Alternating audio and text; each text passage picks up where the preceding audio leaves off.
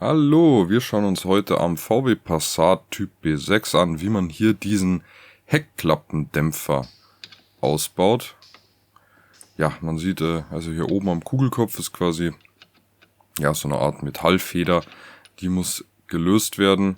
Dafür einfach nach hinten ein bisschen weghebeln. Also man kann die auch komplett rausnehmen, aber dann ist es wieder ein bisschen ja, nervig, die da reinzubekommen. Deswegen, ich ziehe die immer nur so ein Stück raus, dass quasi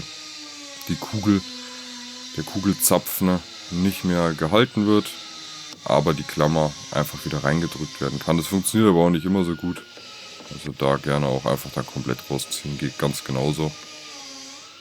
Und dasselbe muss man natürlich auch am Fahrzeug machen, nicht nur an der Heckklappe. Dann kann man hier am Kugelzapfen eigentlich schön immer den Dämpfer weghebeln. Wenn der Dämpfer da einmal unten weggehebelt ist, kann man ihn oben einfach auch durch die Hebelwirkung rausziehen, also beziehungsweise raushebeln.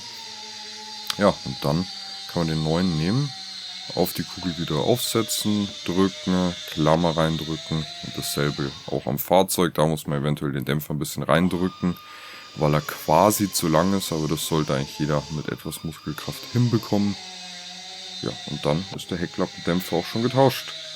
Wenn ihr weitere Anleitungen zum VW Passat wollt, schaut gerne hier auf unserem Kanal vorbei oder in einem unserer letzten Videos. Wir haben mittlerweile etliche Videos hochgeladen mit allen möglichen Anleitungen.